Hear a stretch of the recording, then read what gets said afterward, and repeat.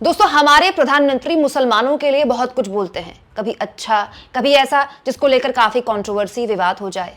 लेकिन आज देश की एक मुस्लिम महिला बोलेगी और यकीन मानिए, अगर आपके सीने में दिल है, अगर आप इस मिट्टी से मोहब्बत करते हैं, आपके मन में लोकतंत्र पर का विश्वास लगातार जिंदा रहता है और आप चाहते हैं कि यह विश्वास देश के हर नागरिक में जिंदा रहे, तो आपको देश की इस मुस्लिम महिला की बात सुनकर रोना आ जाएगा, आपकी आंखों में आंसू आ जाएंगे।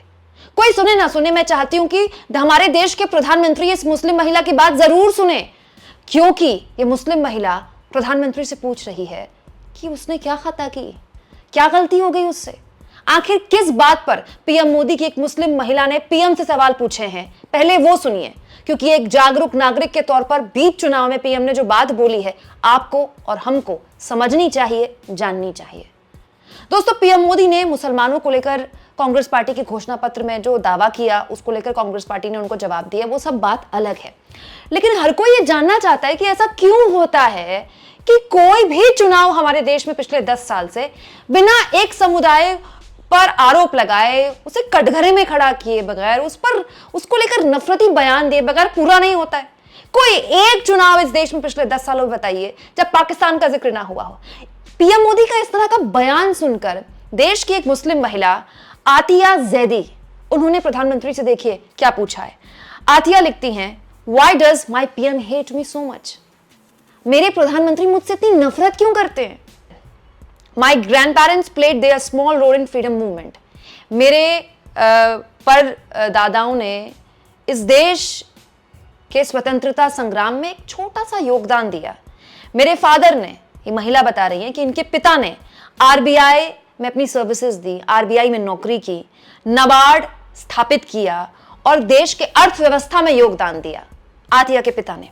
आगे आतिया लिखती हैं, मैं शिक्षा के क्षेत्र में काम करती रही और देश को एक उज्जवल भविष्य देने के उद्देश्य के साथ इस क्षेत्र में काम करती रही, क्योंकि हर टीचर या हर शिक्षण संस्थान में काम करने वाला आदमी इसी उम्मीद से काम करता है कि भाई हम देश के स्टूडेंट्स को तैयार करें, स्टूडेंट्स ही तो हमारा भविष्य है।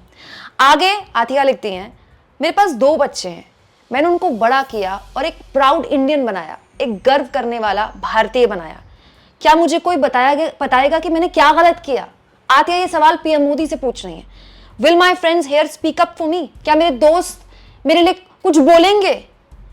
मतलब 20 करोड़ हिंदुस्तानियों के लिए क्या मेरे दोस्त बोलेंगे? 20 करोड़ हिंदुस्तानी दोस्तों, हमारे देश के 20 करोड़ मुसलमान, जिनको लेकर पीएम मोदी इस तरह की बात बोल रहे हैं जैसे वो इस देश का हिस्सा ही नहीं है। और फिर मोदी जी जब चुनाव जीत जाते हैं तो फिर एक नारा देते हैं, सबका साथ, सबका विश्वास, सबका विकास। किस तरह का सबका साथ, सबका विश्वास है?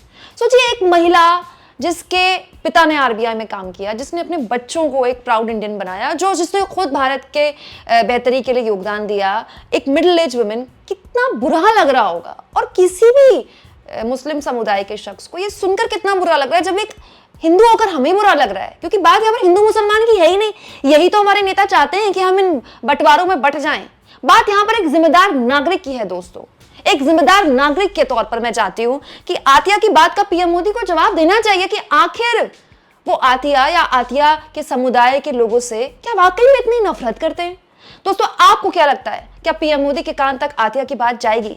और उससे भी ऊपर, क्या आतिया के अपने दोस्त, जो इतने सालों तक उनके दोस्त रहे और शायद जो उनमें से कई जो भक्त बन गए, क्या उनके लिए आवाज उठाएंगे? और अगर अपने साथी नागरिकों के लिए हम आवाज नहीं उठा सकते ना दोस्तों, तो फिर लोकतंत्र का बेमतलब का ढोल हमें पीटने का कोई भी अधिकार नहीं है। आप इस मुद्दे पर क्या सोचते हैं? जरूर लिखिएगा कमेंट बॉक्स में।